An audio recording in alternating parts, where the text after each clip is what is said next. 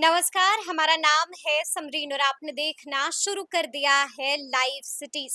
देखिए, पहले, दूसरे, तीसरे, चौथे और पांचवें चरण का मतदान संपन्न हो चुका है और आपको मालूम है कि बिहार की 24 सीटों पर मतदान हो चुका है, यानी कि अब बची हैं सिर्फ 16 सीटें। तो ऐसे में ये जान लेना बेहद जरूरी होता है कि आखिर इन 24 सीटों में से एनडीए को कितनी और महागठबंधन को कितनी।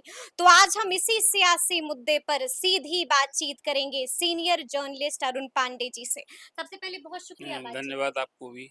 जी, अरुण जी, सबसे पहले तो हम आपसे जानना चाहेंगे कि पहले, दूसरे, तीसरे, चौथे और पांचवें चरण का मतदान संपन्न हो चुका है। हम आपसे समझना चाहेंगे कि वोटिंग परसेंटेज में क्या कुछ तब्दीली आई है और ये भी जानना चाहेंगे कि ये वोटिंग परसेंटेज किस ओर इशारा करता है। देखिए, टोटल में वोटिंग परसेंटेज जो बिहार में 24 सीट के लिए चुनाव हो गया, उसमें 23 सीटें एनडीए की कब्जे वाली है और 1 सीट महागठबंधन कांग्रेस की कब्जे वाली थी।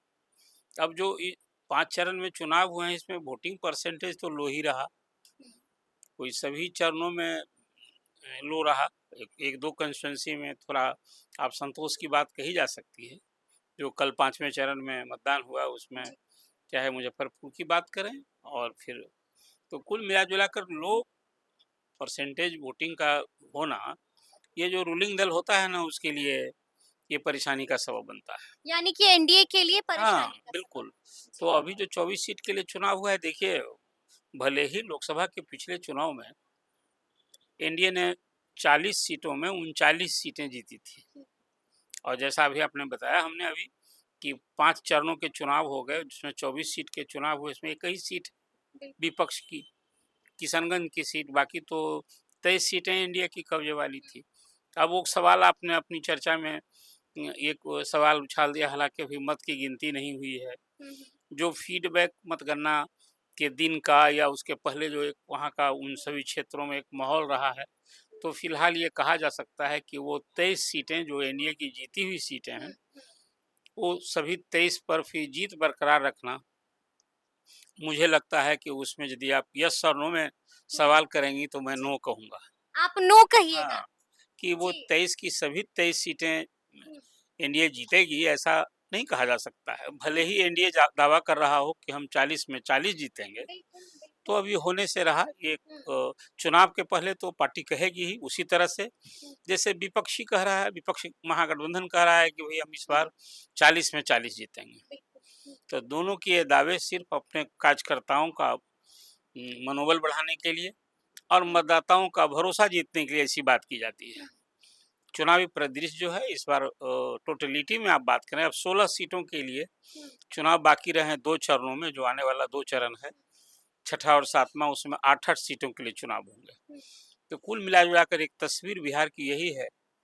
फिलहाल कौन सीट कौन जीत रहा है, कौन आगे है, मुझे लगता है कि मतों की गिनती होने के पहले ये कोई इस तरह का सीट टू सीट सर्वे और अनुमान ही इसको कहा जा सकता है और वैसा करना व्यक्तिगत रूप से मेरी अपनी राय होती है कि अभी 16 सीटों के लिए चुनाव है। तो सीटों की खास सीटों की पहचान करके और यदि ये हम आकलन अभी करें कि अमुक सीट एनडीए जीत गया और विपक्ष को वो सीट हाथ नहीं लगी, तो मुझे लगता है कि थोड़ा अभी मीडिया को एक दिन 1 तारीख का इंतज़ार किया जाना चाहिए कि सभी 7 सीटों के लिए जब चुनाव हो जाएगा, तो उस दिन सभी चैनल्स का आप देखते हैं कि परिपाटी चुनाव आयोग ने रोक रखा है। अब तो फ़ेज़ वाइज़ पहले होता था, लेकिन अब है कि इस पर चुनाव आयोग ने रोक रखी है। तो उस दिन जब फिर मतदान के हिसाब जो रुझान आएगा शाम को, तो एक तस्वीर साफ होगी। उसको भी मैं सीट की संख्या के हिसाब से, उसको भी एक मानना चाहिए कि ट्रेंड है कि कौन कितनी सीट जीत सकता है, किसके वो भी एग्जैक्ट जो है कम ही है। इस तरह के पूर्वानुमान के बाद जो नतीजे आए हैं, तो उसमें सफल हुआ है। आप पिछले कई चुनाव में आप देखेंगे, लेकिन उसको एक ट्रेंड के रूप में अभी भी लोग मानते हैं कि यदि 5, 7, 8, 12 चैनल्स एजेंसियों ने यदि सर्वे किया है और संकेत तो अभी यही है। मैं कहूँगा कि 24 सीट के लिए जो चुनाव हो गए, वो चुनाव एनडीए के लिए सभी सीट फिर जीत दोहराने की बात यदि कहेंगे तो फिर मैं ही कहूँगा कि ऐसी बात नहीं होने जा कठिन रही। चुनौती होने वाली है, लेकिन हम आपसे ये समझना चाहेंगे अरुण जी, जैसा कि अभी आपने कहा कि ये एक कठिन चुनौती है, लेकिन हम समझना चाहेंगे कि क्या लगता है आपको, आपका आकलन क्या कहता है, एनडीए को कितनी मिल सकती है और महागठबंधन के खाते में कितनी आ सकती है? देखिए टोटलिटी में बात कर रही हैं आप या फिर सिर्फ 24 सीट के लिए? नहीं, मैं 24 सीटों पर ही बात कर रही हूँ जहां पर मतदान संपन्न हो चुका है। देखिए 24 में तो ये लग रहा है कि कम से कम 5-6 सीटें ऐसी हैं हाँ, जहाँ की इतना नेक टू नेक फाइट की बात हुई जो है एनडीए कि के हाथ हाँ, से जा सकती है। जो जा सकती है 4-5 सीट जी, ऐसी है। हम चाहेंगे कि आप उसका भी वर्णन कीजिए। अब देखिए उसमें एक सीट जैसे अभी आप शुरू करूँ मैं कटिहार से। हम्म, कटिहार का है कि कटिहार में इस बार कांग्रेस का अपर हैंड रहा है। पूर्णिया की सीट है वहाँ इस बार लड़ाई तो तिकोनी थी वहाँ। पूर्णिया में निर्दलीय पप्पू यादव थे, उधर एनडीए के सिटिंग एमपी हैं संतोष कुशवाहा और फिर वहाँ राजद की बीमा भारती कैंडिडेट थी। जो कुछ चुनाव प्रदेश हुआ और जिस ढंग की बात अंतिम में तेजस्वी ने जिस ढंग से कॉल दे दिया कि भाई ये कहीं न कहीं सरजमीन पर ग्राउंड ज़ीरो पर जो उनका भी आकलन फीडबैक होगा तभी ये बात कही होगी कि भाई ये लड़ाई तो बौखलाहट वाला बयान था वो। 2 विचारधारा की लड़ाई है यहाँ गठबंधन एनडीए से और इंडिया अलायंस से। और यदि आप बीमा भारती को नहीं देंगे ये कॉल जनता से किया तो वो आप बेहतर है कि आप एनडीए को जिता दीजिए। या उसमें कहीं न कहीं ये भी एक दबाव था कि भई आप यदि बीमा भारती को नहीं देंगे तो एनडीए को जिता देंगे। बाद के दिनों में फिर उसको इस रूप से भी कहीं कवर करने की कोशिश की है कि नहीं तेजस्वी के बयान का अर्थ ये था। कुल लेकिन पप्पू यादव निशाने पर थे जिन्होंने पार्टी विलय किया और राजद ने बुलडोज किया एक तरह से कहिए कि उनको धोखा दिया। टिकट नहीं होने जी, दिया। जी, जी। तो कुल मिला-जुला के वो एक सीट है जहाँ की फिलहाल अब कटिहार पूर्णिया का जिक्र कर दिया हाँ, आपने, कि और वहाँ कौन सी सीट? क्वेश्चन मार्क है। फिर औरंगाबाद की सीट पर फाइट सीधी है। हाँ, हाँ। फिर उसी तरह से गया की सीट पर भी फाइट सीधी है। हम्म, नवादा में पहले सीधी लड़ाई थी लेकिन अंत में वोटिंग के दिन तिकोनी लड़ाई हो गई हम्म, और उसमें जो हमारा फीडबैक है ग्राउंड जीरो से उस दिन का था कि गोविंदपुर, नवादा और रजौली उस इलाके में जो निर्दलीय विनोद यादव हैं उनके उनका भी अच्छा खासा उस दिन वोट पड़ते देखा गया था। वो कितना डेंट किया उन्होंने राजद के वोट बैंक में, मतलब वहाँ तो राजद के कैंडिडेट श्रवण कुशवाहा थे। तो यदि राजद के वोट बैंक में डेंट किया होगा मतलब यादव मुस्लिम के वोट में, कुशवाहा तो कैंडिडेट थे तो कुशवाहा सुजाती वोट मिले होंगे, ये मोटा मोटी माना जाता है। तो ऐसी स्थिति में जो लालू समर्थक वोट में डिवीजन होगा तो नेचुरल एनडीए को उसका लाभ मिलेगा। वहाँ की तस्वीर यही है। कुल मिला जुला कर सीट टू सीट बात यदि आप कहेंगी तो इसी तरह से कई ऐसी सीटें थी जैसे झंझारपुर की सीट थी, वो तिकोनी लड़ाई वाली सीट थी। जी, बाकी तो कल तक जो चुनाव हुए हैं उसमें सब जगह ऑलमोस्ट सीधी लड़ाई थी और वो छपरा में भी। छपरा में तो और कल आपने देखा वहाँ सीधी लड़ाई थी, एक और लालू प्रसाद की प्रतिष्ठा दांव पर लगी थी। बिल्कुल, बिल्कुल। लालू प्रसाद की वो कर्मभूमि है हुँ, और उनकी बिटिया रोहिणी आचार्य लड़ रही थी, वो तो चले आए थे। हुँ, जिस दिन प्रचार थम गया था उस दिन लालू प्रसाद 5-6 दिन वहाँ कैंप किए थे। हुँ, लेकिन उसके बाद मतदान के दिन कैंडिडेट के नाते रोहिणी आचार्य घूम रही थी और एक बूथ पर कोई ऐसी बात क्या हो गई थी, हुँ। बाद में वहाँ तनाव हो गया और हिंसा हो गई। वीडियो वायरल हुई। हाँ, हो गया, एक की मौत हो गई है, 2 घायल हैं, एक ये बड़ा दुखद है और कहीं न कहीं प्रशासन दोनों पार्टी के कार्यकर्ताओं के बीच भिड़ंत हाँ, हो गई। हो गई है, जी, एक की मौत भी हो गई है, 2 घायल हैं। ये चुनाव के बाद की जो हिंसा है ये सचमुच में चिंता की बात है हुँ, और इसको पूरे धैर्य से प्रशासन को सख्ती से कुछ गिरफ्तारियाँ भी हुई है। 2 दलों के समर्थक कार्यकर्ताओं के बीच में बिल्कुल। ये झड़प हुई है। हुँ, उस इसके बाद इंटरनेट सेवा 2 दिन के लिए प्रशासन ने एहतियात के लिए बंद किया है। हुँ, अब ये बचे अभी 16 सीटों के लिए चुनाव बाकी हैं। बिल्कुल, बिल्कुल। तो फिर इसको कहीं न कहीं ये सियासी राजनीति का ये रूप ना ले, हुँ, ये फिर इसका और कहीं और इसका विस्तार प्रभाव ना हाँ, पड़े। ना पड़े, जी, जी। इस पर ध्यान देने की ज़रूरत है ध्यान देने ताकि की ज़रूरत है। शांतिपूर्ण और जी, निष्पक्ष चुनाव हो बिल्कुल। और हिंसा हुँ, रहित चुनाव हो। इसलिए पिछले दशकों में तो बिहार चुनावी हिंसा के लिए बदनाम हुआ है, ईवीएम से चुनाव होता है। जी, अब तो ठप्पा मारने वाला और वो बूथ कब्जा करने वाली बात जैसी नहीं होनी चाहिए। हालाँकि तब भी कहीं-कहीं प्रशासन कि कहीं शिथिलता रहती है या बिल्कुल, चुनाव। हमने कल ज़िक्र भी किया था कि राजीव प्रताप रूढ़ी ने लिखित शिकायत दर्ज करा दी है, बूथ कैप्चरिंग का भी आरोप लगाया। सही कहा आपने, तो वोटिंग के दौरान ही 11 बजे के आसपास राजीव प्रताप रूढ़ ने आपने तो वो बूथ संख्या की भी चर्चा की थी। बिल्कुल, 12, 13 और हाँ, 14। कि आप 3 बूथ पर इस तरह की शिकायत थी और इसी तरह से मुंगेर में भी वहाँ का जो राजद कैंडिडेट थी अनीता देवी। उनके तरफ से तो कई बूथों पर मतलब वो दर्जनों बूथ पर ऐसी शिकायत की गई थी। जगदानंद ने बाज़ाब्ता पत्र भी लिख हाँ, दिया था। तो ये सब एक चीज़ें हैं लेकिन फिर भी इससे अब ये बिहार की बहुत बदनामी झेल चुका है चुनावी हिंसा, बूथ धांधली को लेकर के। ये उम्मीद की जानी चाहिए कि जो अब 2 चरणों के चुनाव बाकी हैं 16 सीटों के लिए वहाँ स्वतंत्र निष्पक्ष चुनाव हो बिल्कुल। और इस लोकतंत्र के महापर्व में शांत तरीके से सब कुछ हो जाए, लेकिन हम आपसे ये जानना चाहेंगे अरुण जी कि प्रधानमंत्री नरेंद्र मोदी एक बार फिर से बिहार में हैं। देखिए, ये भी समझने वाली बात है कि चौथे चरण का जब मतदान हो रहा था उस वक्त भी प्रधानमंत्री नरेंद्र मोदी बिहार में थे। 5वें चरण का जब मतदान हुआ तो भी पीएम मोदी बिहार में थे और छठे चरण का जब मतदान होगा तो भी पीएम मोदी बिहार में ही होंगे। क्या लगता है? देखिए, तेजस्वी यादव भी लगातार ये बात कह रहे हैं कि पहले, दूसरे और तीसरे चरण का मतदान देखने के बाद बीजेपी वाले डर गए हैं। तो क्या यही तो वजह नहीं है कि पीएम मोदी को मोर्चा संभालना पड़ा? देखिए, अब वो प्रधानमंत्री का कार्यक्रम यदि आप बात कहेंगी, बिहार, बंगाल और यूपी में सभी 7 चरणों में चुनाव हो रहे हैं। आज प्रधानमंत्री 2 जगहों पर आज मीटिंग करने जा रहे हैं, आज जा चुके हैं वो।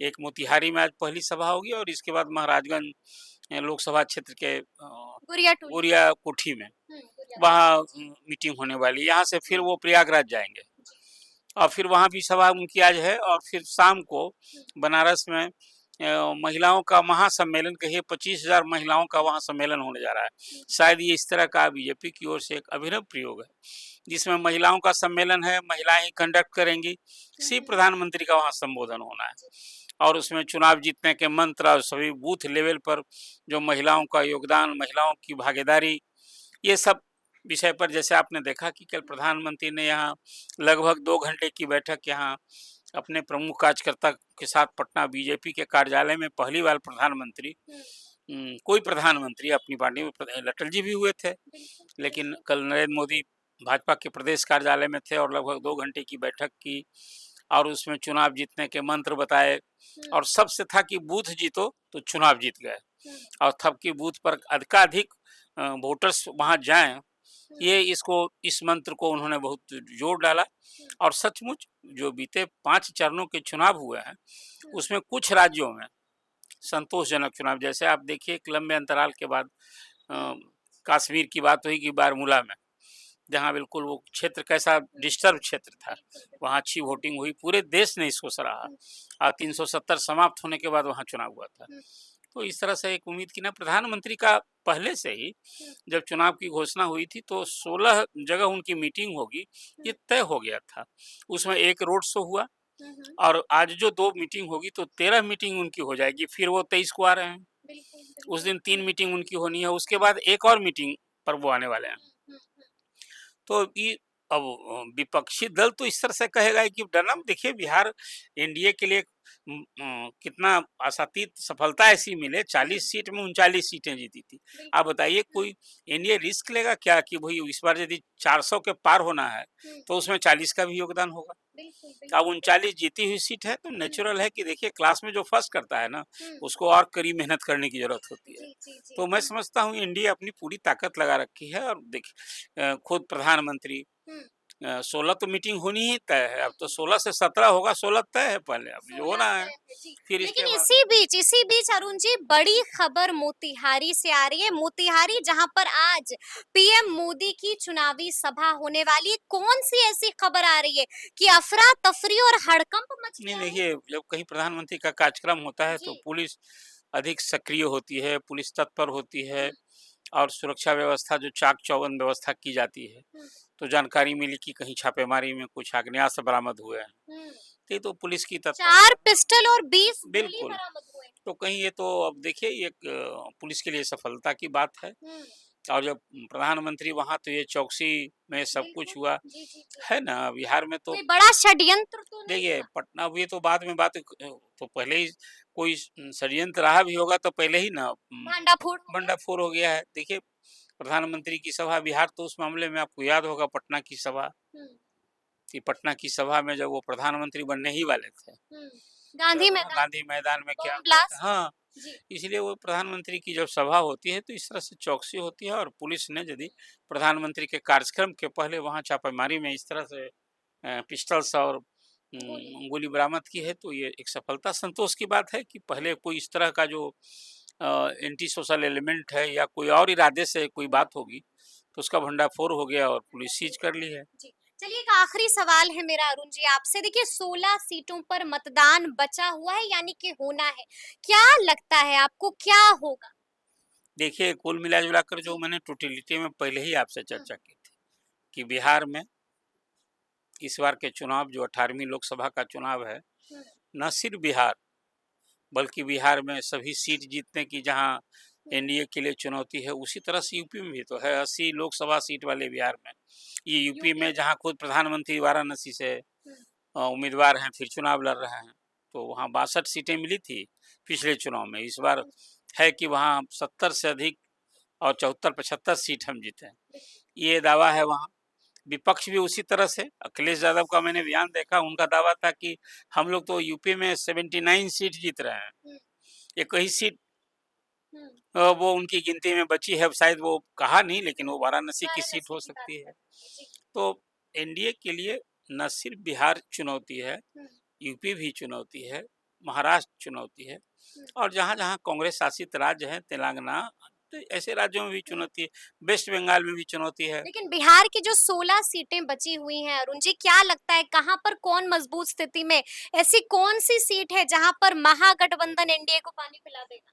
देखिए सभी 16 सीटों में इस बार कहीं एक तरफा लड़ाई नहीं है, जी। सभी 16 सीटों पर सीधी लड़ाई है। कुछ जगह तिकोनी लड़ाई है, कुछ जगह बागी या विद्रोहियों के कारण कुछ चुनावी परिदृश्य कुछ डिफरेंट हो गया है। अब निर्दलीय भी हाँ, मैदान वही में कह है। रहे हैं निर्दलीय के रूप में। अब जी। वो बक्सर की सीट आप सिवान बात की करेंगी, सीट। सिवान की सीट की बात जी, करेंगी। जी, जी। अभी आज मैंने देखा वहाँ बैद्यनाथ महतो मंत्री थे, उनका सुनील महतो, हुँ, वो वाल्मीकि नगर से कैंडिडेट हैं। हुँ, वहाँ भी इसी तरह से 2 जो पिछली बार कैंडिडेट थे कांग्रेस के, हुँ। इस बार निर्दलीय भी रहे हैं। बिल्कुल। तो कुछ ऐसी सीटें हैं, क्या वो 4-5 ऐसी सीटें हैं जहाँ इस बार भी निर्दलीय जो है, चाहे वो एनडीए का खेल बिगाड़ेंगे या नहीं तो विपक्षी महागठबंधन का खेल। अब हिना साहब हैं वहाँ हुँ, अ, सिवान में डटी हैं हुँ। चुनावी जंग में।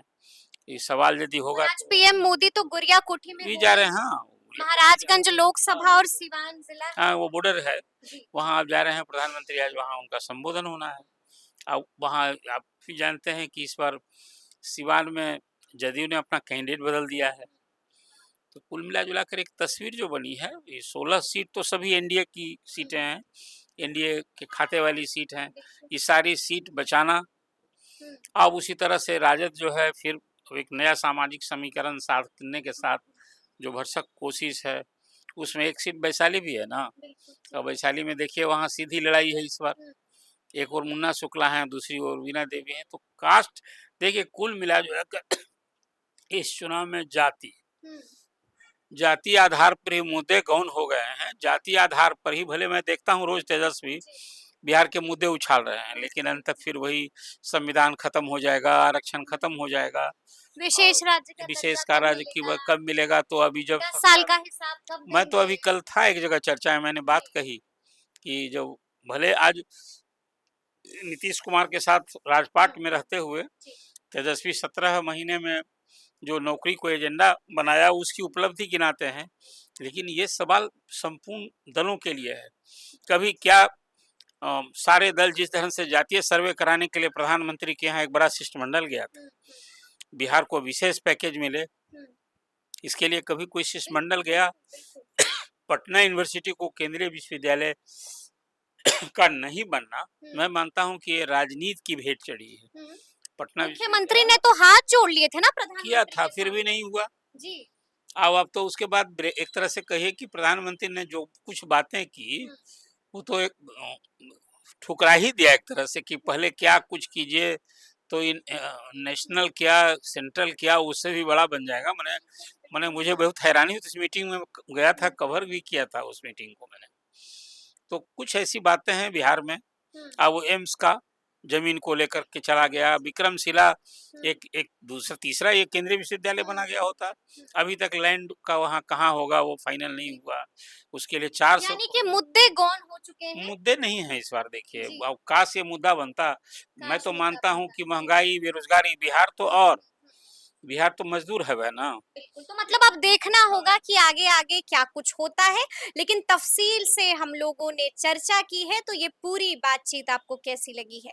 कमेंट करके हमें ज़रूर बताइएगा, तो ऐसे तमाम अपडेट्स के लिए ऐसे ही हमारे साथ बने रहिएगा और देखते रहिएगा लाइव सिटीज़। बहुत शुक्रिया।